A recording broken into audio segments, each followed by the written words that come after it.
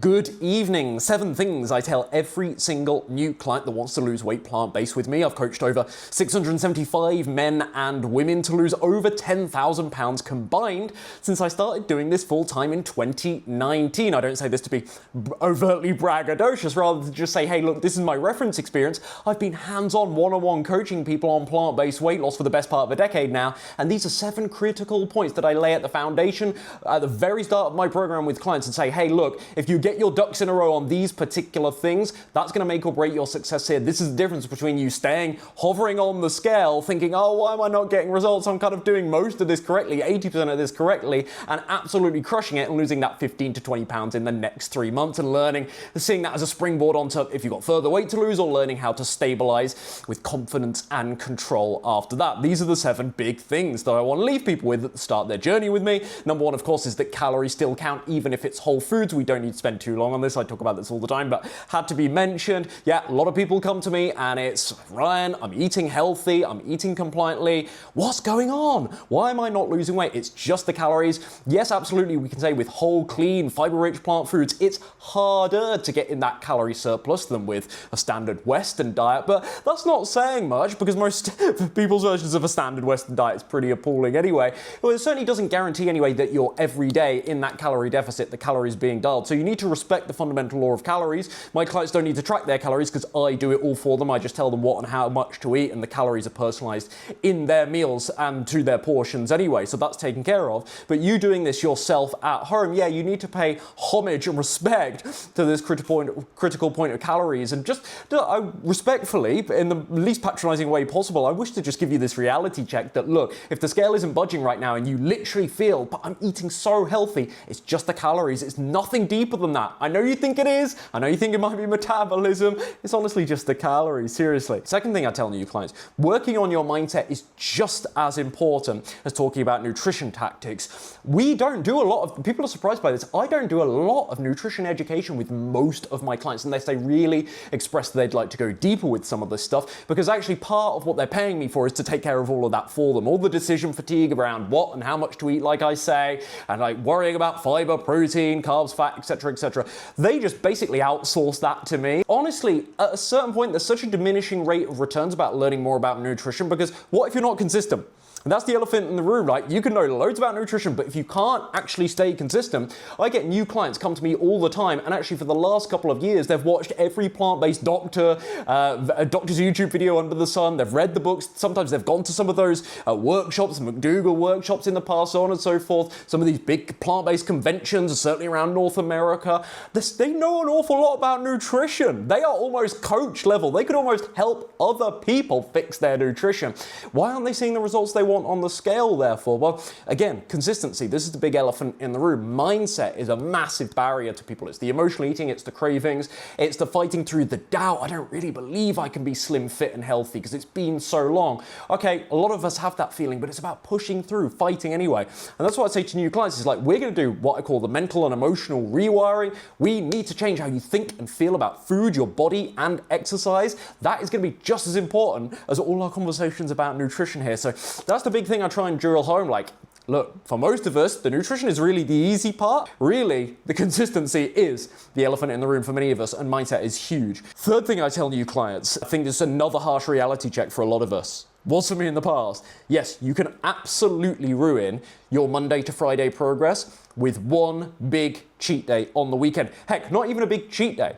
Right? I always talk about my beloved almond croissants, right? Now, I build these things into my diet. I don't let them go on top of my diet. If I'm to eat my normal diet of about 23, 24, 2,500 calories and have an almond croissant, yeah, I'm headed towards the calorie surplus there. I'm not even trying to lose weight right now, and I'm still wary of that. I think there's a lot of people that are really underestimating how many calories are in the pastries, the baked goods, the meals out with the hidden oils and the dressings. They're thinking, oh, I'm choosing the vegan option, Ryan. And actually, hey, it's a salad, yeah, but Look, how many tablespoons of olive oil were in that dressing? How many nuts and seeds were sprinkled generously over that salad? Oh, right, I did a delicious poke bowl on Saturday night. Yeah, but what about the peanut sauce you lathered over it? That might be 200, 250 calories. Seriously. And the portion sizes in the US, it's so different here in Europe. It's not much better, actually, to be honest. But in the US, especially Canada as well, oh my goodness, the portion sizes are absolutely out of control. So that's the reality check, is you need your Saturdays and Sundays to be on point. This is difficult for people. This is a massive hurdle to overcome.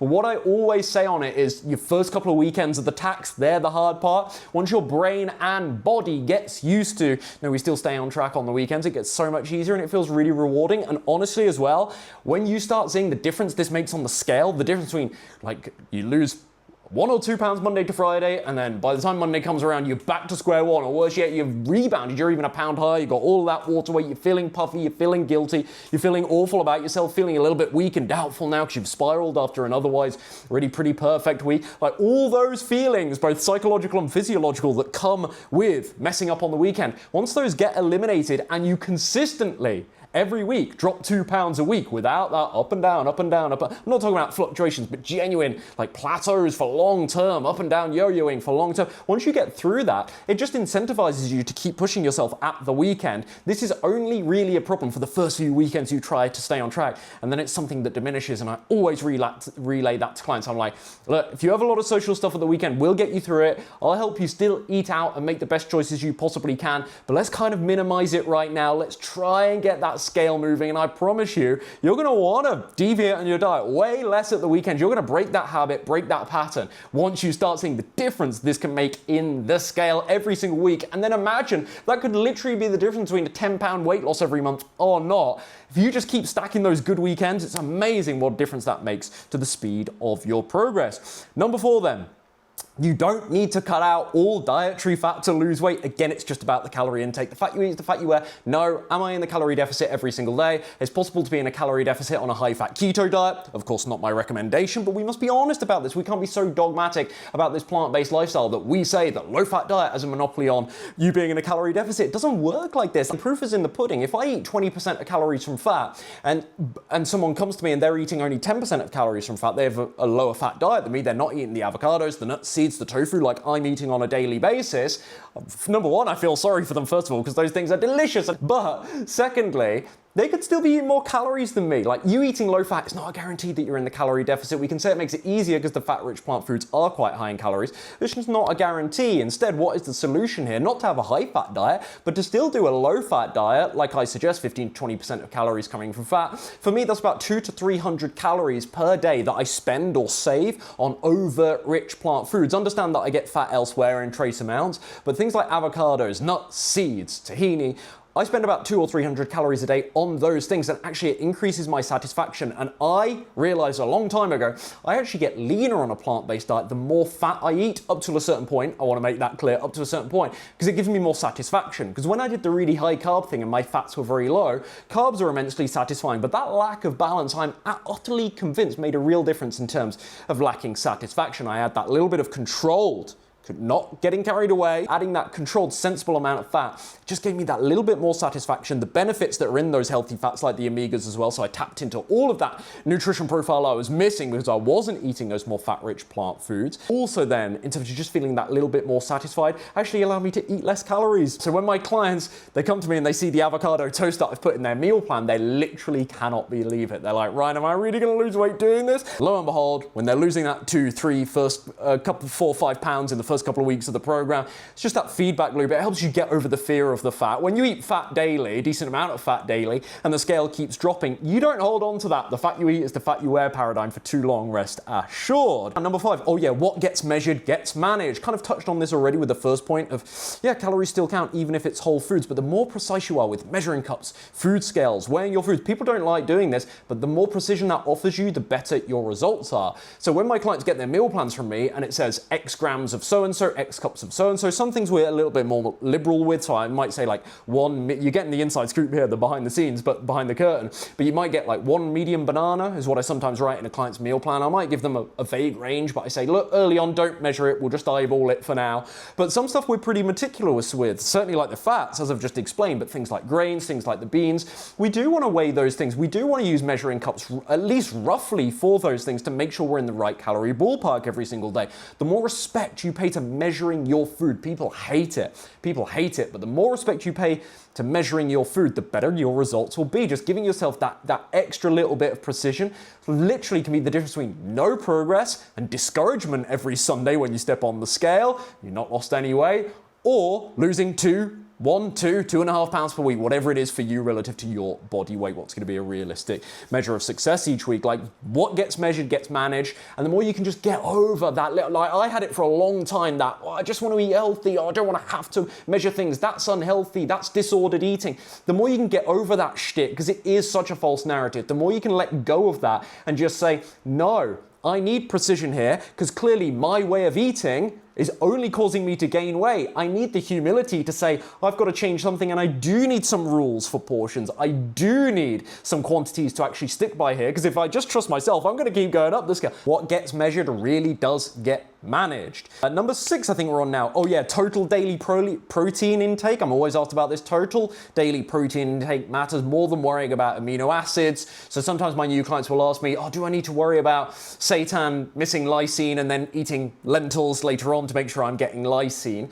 And I say, like, not that much. I say kind of, but not that much. It depends how advanced we want to be with this. I've always found, like, if you're eating a variety of plant protein sources, which you should be, and that's not just a protein thing, I also wouldn't advise you eating rice as your only carbohydrate source for every single meal for the rest of your life. It'd be nice to have a little, nothing wrong with rice, but it'd be nice to expand and have a little more variety in the other nutrients that might come with those other carbohydrate sources. So I think the same about the protein as well. I hate this whole idea of complete and incomplete proteins, because it's like, well, complete by what measure and what metric? But let's say full amino acid profile or full essential amino acid profile anyway. Yeah, of course, there are some plant foods that don't have that. Some protein-rich plant foods even that don't contain the full profile, quote unquote, full essential profile. Again, these are other people's definitions. I don't see it as being incomplete or complete, because nutrition is so much deeper than that. Such a binary way of framing it. But if I am to play that game and accept that paradigm of complete and incomplete protein, if I have seitan, which isn't a complete protein, yeah, maybe I do want to make sure later on I've got some lentils or something that contains lysine to make up for that. Yes, but also, it's like, it is kind of minutiae in the grand scheme of things. So what I focus on with clients, again, this is all done for them in their meal plan, but you doing this yourself at home, my recommendation is, no, don't get too lost in amino acids. Just focus on total daily protein intake. I've made so many videos on what I think, how to calculate the appropriate protein range for you. I'll link one of those down below now, so you can go and check that out if you want more info on it. But honestly, it's total daily protein intake over worrying too much about the amino acids. It's not to say they don't matter. I just think if you're eating a variety of plant foods, plant protein sources, and otherwise, not just protein-rich plant foods that contain amino acids, of course, but if there is some level of variety in your diet, this handles itself, honestly. And finally, number 7 then, yes, losing weight can indeed feel like a lonely experience. And frankly, let's call a spade, a really obese culture, frankly, a quite sick culture now, sadly. I hope things turn around. But never mind, so it's a lonely experience anyway when you want to lose weight. You get an awful lot of pushback from people like, oh, you're fine as you are, like, why do you want to change, etc., etc., etc. Let alone, of course, do this with a plant-based methodology. What, you're not going to eat meat? That's crazy, that's seriously extreme. Whilst they eat 2,000 calories of pizza every night. You're extreme. You like broccoli and seitan? Oh my goodness, how could you? You're gonna make decisions that make you feel a little bit selfish in moments. You kind of gaslight yourself. It's not selfish at all to put yourself first, especially when it comes to your health, but it can sometimes feel like a bit of a block, sometimes socially with people.